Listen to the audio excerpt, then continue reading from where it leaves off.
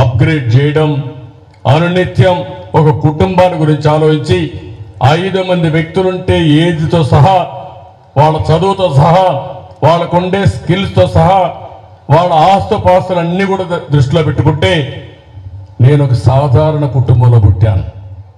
ఒకప్పుడు మా ఊర్లో కూడా చూస్తే కరెంటు కూడా లేదు, మా ఊరికి రోడ్డు కూడా లేదు.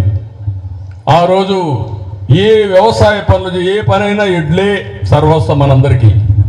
మీరు కొంత బెటర్, నా తర్వాత వచ్చిన జనరేషన్ కాబట్టి మీరు అవన్నీ చూడలేదు. కానీ ఆ రోజు బావిలో నుంచి నీళ్లు తీయాలంటే కప్పిలు తీయాలంటే ఎద్దులే, భూమి చదువు చేయాలంటే ఎద్దులే.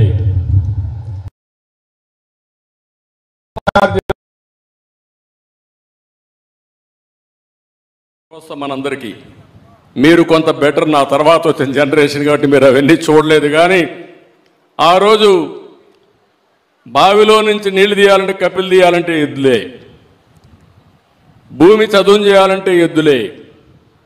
లేకపోతే ఏదైనా కానీ అప్పట్లో బెల్లం తయారు చేయాలంటే గానుగు తిప్పాలంటే తిప్పాలంటే దానికి కూడా ఎద్దులే. లేకపోతే ట్రాన్స్పోర్ట్ చేయాలంటే ఎద్దులే. ఎక్కడన్నా పండగలు వస్తే ఆ పండగలకు పోయి రావాలన్నా పబ్లిక్ ట్రాన్స్పోర్టేషన్ కావాలని ఎడ్ల బండి ఉండేటివి. ఆ రోజుకి ఈ రోజుకి మీరు చూస్తే నాలాంటి వాడు ఇమాజినేషన్స్తో ఒక రైతు కుటుంబంలో పుట్టి ఐటీని ప్రమోట్ చేయగలిగానంటే ప్రతి ఒక్క కుటుంబానికి ఆ శక్తి ఉంది, ఆ సామర్థ్యం ఉందని చెప్పి కూడా మీకు తెలియజేస్తున్నా. అందుకే నేను అనుకున్న ఈ యొక్క దీనికి మీ అందరి సహకారం అవసరం. నేను ఒకటే మళ్ళా మిమ్మల్ని అందరినీ కోరుతున్నా, ఉద్యోగం చేస్తూ సంతోషపడి ఇంట్లో పడుకోవద్దండి. మీరు 10 మందికి ఉద్యోగాలు ఇచ్చే స్థాయికి ఎప్పుడు వెళ్తారో అనునిత్యం మీరు ఆలోచించండి, చేసుకోవాలి.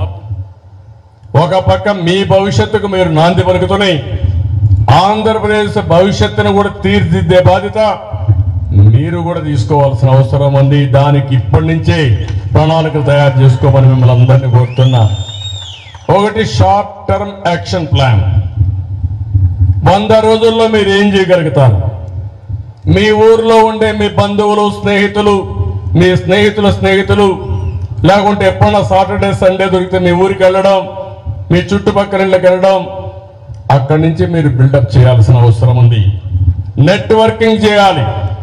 మీరు ఒకే విషయం గుర్తుపెట్టుకోండి, నేను ఫస్ట్ టైం 78లో ఎమ్మెల్యే అయినప్పుడు స్టూడెంట్గా గ్రామానికి వెళ్ళి గ్రామాల్లో తిరిగి ఎన్నికల్లో నేను గెలిచాను. నన్ను గెలిపించిందే విద్యార్థులు అని చెప్పి కూడా నేను మీకు తెలియజేస్తున్నా.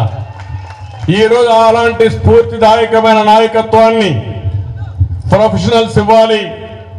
మీరు ఒక పబ్లిక్ పాలసీ ద్వారా ఏ విధంగా బాగుపడ్డారో ప్రజలకు చెప్పి మెప్పించి వాళ్ళు కూడా మనతో కలిసి తీసిపోయే మార్గానికి మీరు సహకరించాల్సిన అవసరం ఉంది. రెండవది, అవసరమైతే రోజుకు 1 గంట 2 గంటలు ఒక 20-30 మందితో ఫోన్లో మాట్లాడడం. రేపు ఎన్నికలు ఎందుకు ముఖ్యం వాళ్ళందరికీ విధంగా బాగుపడ్డారో ప్రజలకు చెప్పి మెప్పించి వాళ్ళు కూడా మనతో కలిసి తీసిపోయే మార్గానికి మీరు సహకరించాల్సిన అవసరం ఉంది. రెండవది, అవసరమైతే రోజుకు 1 గంట 2 గంటలు ఒక 20-30 మందితో ఫోన్లో మాట్లాడడం.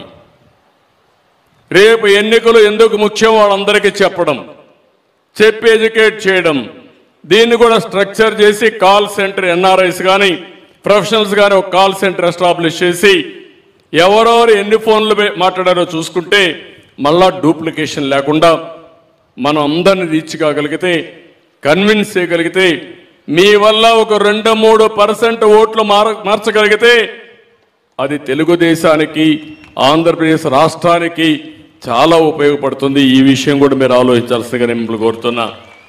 ఎన్నికలప్పుడు మీరు హైదరాబాద్ బెంగళూరు వాతావరణానికి అలవాటు పడి ఆ ఊరికి ఎవరు పోతారనుకోకుండా ఒక 10 రోజులు 15 రోజులు 20 రోజులు మీరు లీవ్ పెట్టి ప్రతి ఒక్కరూ మీరు వెళ్లాల్సిన అవసరం ఉంది. ఎలక్షన్ క్యాంపెయిన్లో కూడా మీరు భాగస్వాములు కావాలని మనస్ఫూర్తిగా మీ దగ్గర నుంచి నేను కోరుకుంటున్నా. అదే మాదిరిగా మీరు పోవడమే కాకుండా అవసరమైతే ఇప్పటి నుంచి చారిటీ కూడా నేను ఒకటే చెప్తున్నా, గుర్తుపెట్టుకోండి. మనం అందరం పైకి రావాలంటే సంపాదించిన డబ్బుల్లో ఒక 5% చారిటీ ఖర్చు పెట్టండి. అదే మరిగా రాజకీయాల్లో ఖర్చు పెట్టండి. మంచి పవర్ఫుల్ పబ్లిక్ పాలసీలు తయారు చేసి పబ్లిక్ గుడ్ కోసం ఉపయోగించే విధంగా మనం అందరం కూడా కృషి చేయాల్సిన అవసరం ఉంది. మీ గ్రామంలో అవసరమైతే 20 మంది, 30 మంది, 50 మంది ఉన్నారు. కొన్ని గ్రామాల్లో 200 మంది ఉన్నారు. ఆ 200 మంది కానీ కలిసివి తలా ఒక 1000 రూపాయలు, 2000 రూపాయలు వేసుకుంటే లక్షల్లో వస్తుంది. ఆ ఊర్లో ఒక మంచి పని చేయడం కానీ వాళ్ళ అవసరాలు తీర్చగలిగితే మిమ్మల్ని మర్చిపోరు. మిమ్మల్ని మర్చిపోకుండా ఉంటే తెలుగుదేశం పార్టీ కూడా ఓట్లేస్తారు. తద్వారా మళ్ళీ సమాజ హితం కోసం మనం పనిచేయచ్చు. ఇది ఒక సైకిల్ కింద తీసుకోమంటున్నా, ఒక స్ఫూర్తిదాయకంగా తీసుకోమని మిమ్మల్ని కోరుతున్నా. నేను ఒకటే కోరుకుంటున్నా, నా జీవితంలో ఇప్పుడేదో నాకు పదవులో, డబ్బులో, లేకపోతే నాకు కావలసిన లగ్జరీస్ కాదు. కానీ ఒకటే నేను కోరుకునేది, నా తర్వాత కూడా నేను ఏం చేశానో అది గుర్తుపెట్టుకునే విధంగా నేను చేయాలని చెప్పి ఏకైక ధ్యేయంతో పనిచేస్తున్నా. ఎవరైనా ప్రపంచమంతా రేపు రాబోయే రోజుల్లో తెలుగు వాళ్ళు మరి పైకి వచ్చారు, ఇంత మంచి ఆంటర్‌ప్రెన్యూర్స్గా తయారయ్యారు, దీనికి ఎక్కడ నాంది పలికారు, ఎవరు ఫౌండేషన్ వేశారంటే, ఎవరు ఆలోచన అంటే ఆ ఆలోచనలో